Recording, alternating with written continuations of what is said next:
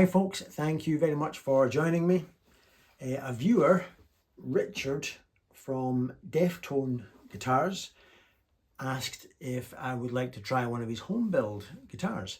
He does S styles and T styles. I'm more at home on Telecasters, so naturally I said I would love to try a Telecaster. And so here we have this black nitrocellulose handmade Tele. I hope you liked the first clip. We'll tell you more about the guitar in a minute, but first let's hear something on the mellower side of things, on the middle and neck positions. And oh, by the way, there'll be a breakdown of the playing as usual at the end. Let's hear the middle and neck positions.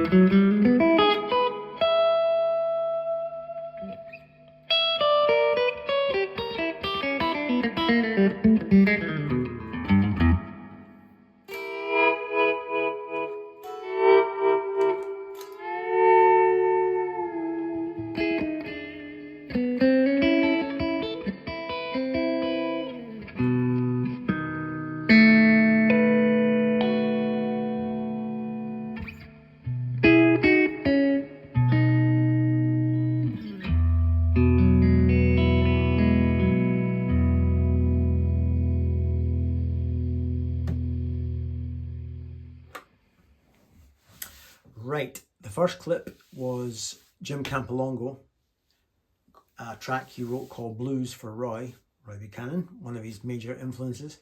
I really think you should check him out doing that on YouTube. I'll put a link in the description. It's just, the world is a better place with Jim Campilongo in it, that's for sure. And the second was a Paul Cook original. Excuse me, checking my little script here. Anyway, the guitar, this Telecaster. So what we have is alder body, maybe a bit over 8 pounds. Something tells me 8 pounds 4 ounces. Black over red nitrocellulose. As you can probably tell, it's got a lovely black board. It's an ebony fingerboard. A 12-inch radius. I'm used to 7.25 vintage curve. This is flatter. Aged and compensated brass saddles, right? Bare knuckle pickups, true grit pickups. Bone nut. And you'll see how good the nut is in a minute in the teaching part of this video. GoPro tuners. I've got to say, the tuners, it's a joy to use these compared to my Telecaster. As much as I love my Telecaster, I've always said the tuners, they hold tune great, but as you unwind them, it's almost like a sticky nut, and yet the nut on the Telecaster is beautiful as well. It's got nothing to do with the nut. It's just there's lots of slack. And I've always had that on expensive Fender instruments. Strange. But the tuners go to brilliant. So I like it. What's not to like? It's a slightly more modern drive than my Telecaster with the flatter board. The black tuners give it a feel that's more modern, and yet the vintage saddles are the aged saddles and the sort of vintage style electrics, and the simplicity is pure Telecaster. So there's lots to like. So Richard, I reckon you should keep going, mate. And you do Estelles as well, apparently, so go check out Deftone Guitars. I think you're on Reverb, I think. And I very much enjoyed it. So I'll get this posted off to you within the next few days, back down south. But in the meantime, let's do the playing breakdown in the hope that somebody gets something out of this. Let's go. So the Jim Campilongo thing, right? I would imagine he probably customizes his playing based around where he knows he can throw in these random harmonics that he does to do, these open strings that he plucks as a harmonic.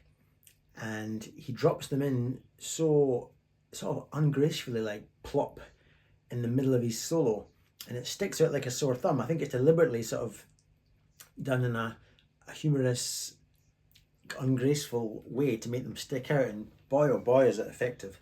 So there'll be lots of that. So first of all, my volume's full up. The general tone on the guitar to get that telecasting type of sound is I'm not completely clean here. I've got a little bit of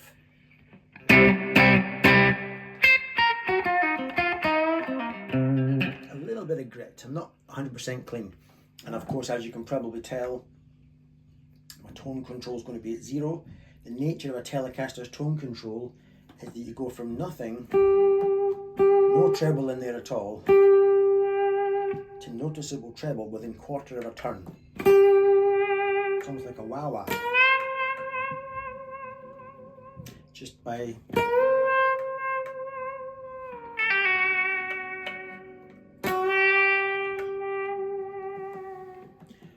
with these quarter turns. So I'm striking with 0 tone.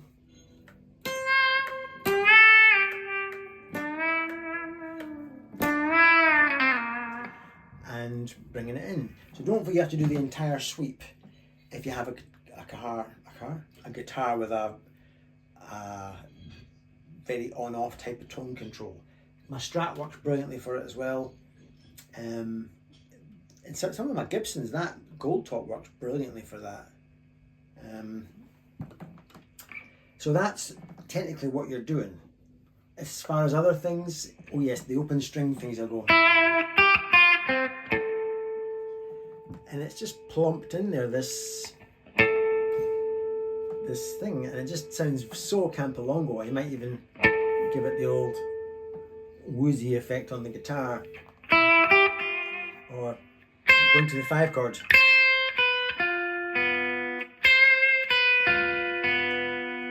this time it's not a harmonic, but it just sticks in random open strings.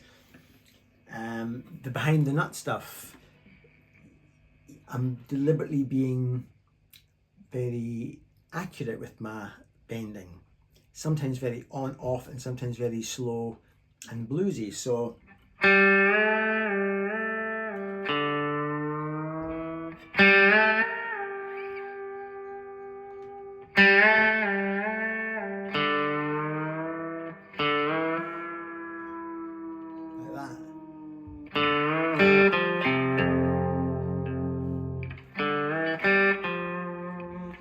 so I'm just playing pentatonics, but I'm playing it behind the nut. I'm using, I think Jim can do it with just one finger. I suppose I could too if I just man up. I tend to, for accuracy and strength, I might find myself using two fingers like that.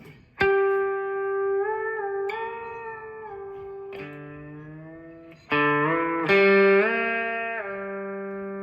was a very out of tune and bad one. Delete that one. But you get the idea. You can even, that's the 5 chord. That's very advanced because I'm having to push one string harder than the other because I'm not going up equal semitones in this. Well, it's a long story. But play with that. Let's see after all that if the guitar's still in tune.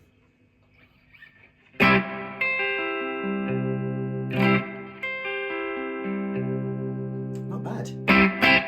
For example, here's me playing lead without having tuned the guitar.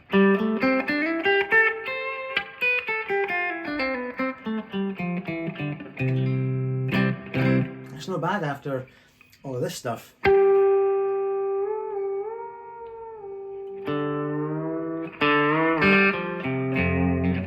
So, the sign of a well-made nut. So that's a prettier track I was playing with the middle and neck pickups. And so, key of E. I've not really left that position. I'm just farting around with no prior theory knowledge. And just keep a little drone on. And I just came up with that. I'll do that sometimes. The easiest chord in the world, the one-fingered chord, but it allows me to give that lovely richness of the open E string with that lovely bit of vibrato on the fretted note. How full is that? That's only 2 notes. In many ways, that's more full than this. That's dead by comparison. That comes to life. Angels fly off that one.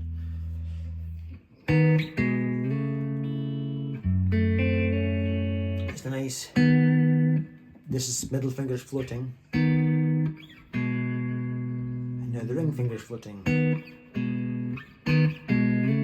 That's tricky. Sliding a chord that has only a semitone separating it, sliding it up to a chord that has 2 semitones separating it. You've got to be quick and confident. F sharp minor with a little open E string. E flat minor to an A chord. Flattening the 5 of the A chord. And the same again up 3 frets for C. Flattening the 5. That's all I've done, just a C chord with a flat 5 in it.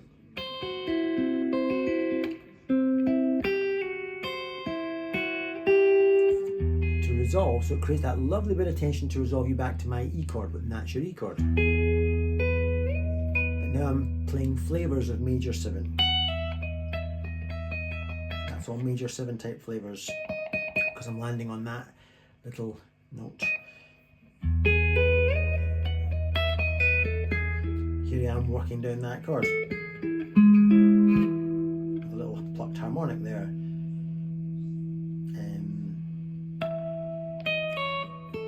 Working down the major scale to the 5 chord, which is a B7. Just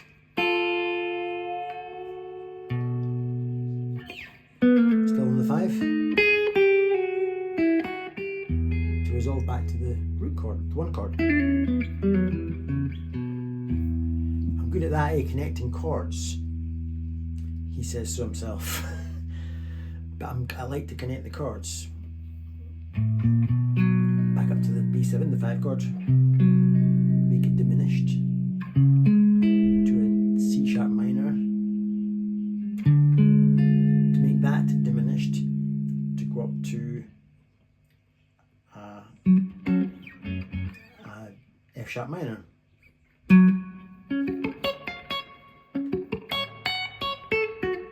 Just running up that chord. Not done anything flash there. Back down to the B7. Then the C sharp minor, played in a different position. Still on C sharp minor, but I've changed the voicing of it so that I can get that leading note. It's just C sharp minor, but led by that. Then the A chord. These are all A chords or colours of A. Then F sharp 7. But that little dissonance in there that you might love or hate is the open B string. Okay. So you get a half step rub between the 3rd fret of the G string and the open B. Adding a little colour note.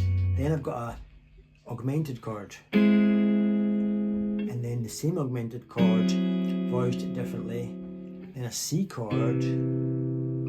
A C chord voiced differently, and then resolved to E. So then I think we voicing an E chord, but in a different way, a bit of a stretch. And then if I run this, and these two are floating, and if I run this first finger up fret by fret, I can pass through various chords on my way to F sharp minor.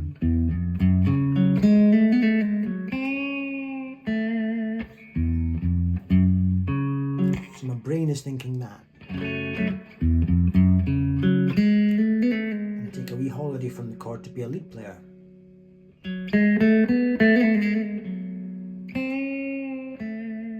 Then to B9.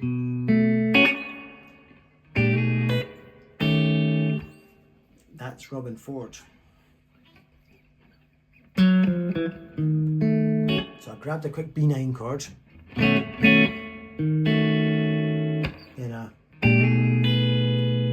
you slide up from the semitone below to a B, that's a B chord, and that open string makes it a B7. This note I take it makes it a 6. I guess it's a 6 and a 7, which means it's a 13. It must be a B13. So from B9, see how I just worked that out in my head and how unimportant it is to have to work it out. I'm only working it out because I've got a YouTube channel and I want to talk about it. I don't need to know on a personal level. I couldn't give a shit if I ever named my chords. Some people, I'm not saying it's bad to be my way or to be somebody else's way. Some people will love to know the chords. My dad always liked that. He loved to know, but what is it? I need to understand it. And I think I made faster, my dad will say it himself, I think I made faster progress as a guitar player by not hindering myself with such trivia of knowing that it was called a B7. I just know where it goes. I know how to put it in again tomorrow. That's what was important to me. But yes, I'll name it. So I think that was a B13. And then there's my B9 again, but with this note on, this pinky note here makes it kind of dissonant. And then back to E, walking down the chord. Back to B, and I make it diminished.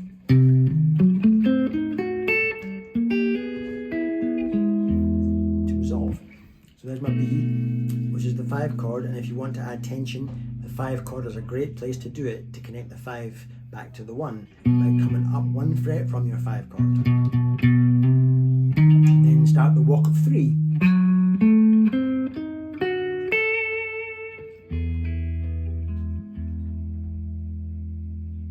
And then what did I do? I did a little, this reminds me of something Tobias would do, or maybe Julian Lage.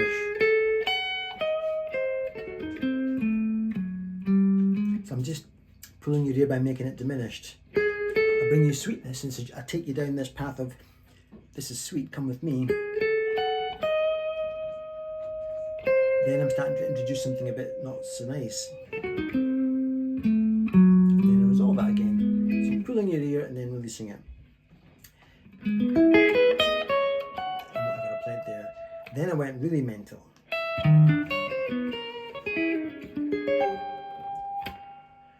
I love that. You may hate it. I'll play it one more time.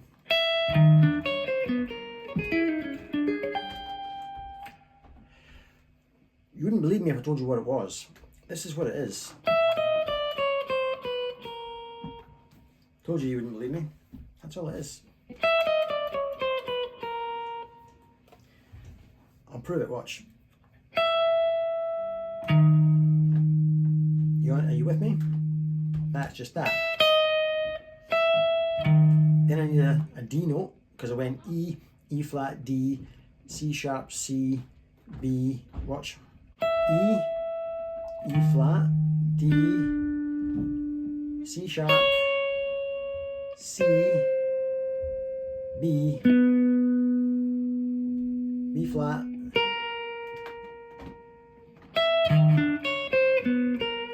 and then I went mental. I just played something that I thought would be suitably annoying for you all to listen to. But it gives that tension that can then release by going. And then more tension and then release.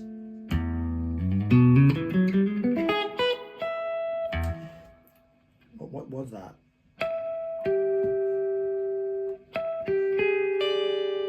Lots of semitones going on, half step rubs.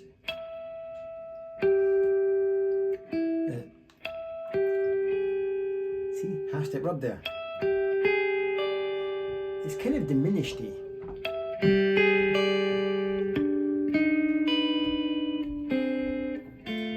And when I go down in 3 frets at a time like that, that's clearly from a diminished idea. I don't analyse what it is really, I just know my ear wants to hear that kind of tension. And then I can resolve with whatever I want.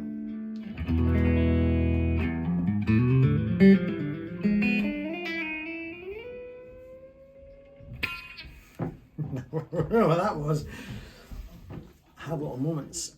And so that's kind of what I was doing there.